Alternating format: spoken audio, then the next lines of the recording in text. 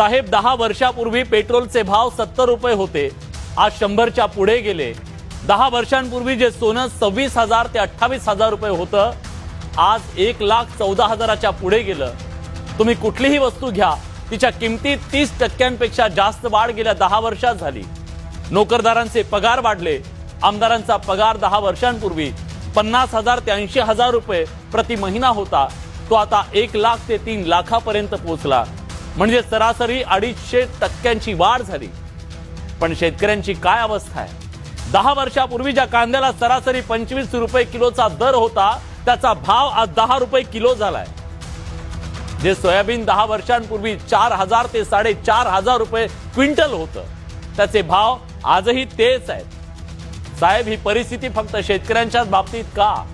बाकी सगळं सोडा हो, आम्ही शेतकरी ज्या दुकानातून खत बियाणं विकत घेतो ना, ते दुकानदार आमच्या कमिशनवर परदेश दौरे करतायत साहेब। पण आम्ही शेतकरी मुंबईचा किनारा सुद्धा बघू शकत नाही। मुंबई सोडा, जिल्ह्याचं ठिकाण सुद्धा शेतकरी 6-6 महिने पाहू शकत नाही।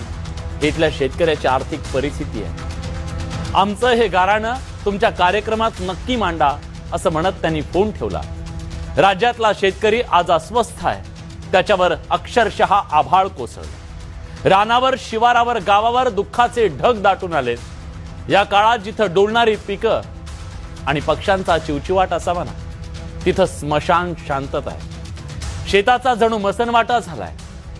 पितृ पंधरवाड्यात पिंडाला कावळा शिवावा म्हणून कावळ्याची वाट पाहतात, तशी पंचनाम्यासाठी शेतकरी माणसं सरकारी कर्मचाऱ्यांची वाट पाहत आहेत। तिकडे उत्तर महाराष्ट्रातल्या कांदा उत्पादक शेतकऱ्यांच्या डोळ्यात अक्षरशः पाणी आहे। रडवतोय कांदा।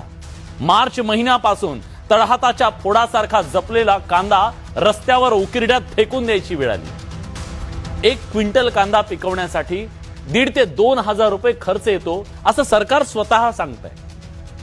आज कांद्याचा भाव किती आहे? 10 रुपये किलो। म्हणजे भांडवली खर्च सुद्धा निघत नाहीये। कष्टाचं मोल वगैरे कुठे घेऊन बसलाय? कांदे फुकट वाटण्याची आणि उकिरड्यात फेकून देण्याची वेळ शेतकऱ्यांवर आली आहे। इतका शेतकरी हतबल आणि संतप्त आहे, कारण 5 महिने सलग पाऊस कोसळतोय, त्यामुळे चाळीत ठेवलेला कांदा खराब होऊ लागला। म्हणून आहे त्या भावात विकण्याशिवाय त्याच्याकडे पर्याय नाहीये। त्यामुळे शेतकरी हवाल दिलाय। कांदा शेतकऱ्यांना तो रडवतोय, त्याचा आक्रोश काळीच पिळवटून टाकतोय। पण सरकारच्या काळजाला पाझर कधी फुटणार, हा सवाल आहे।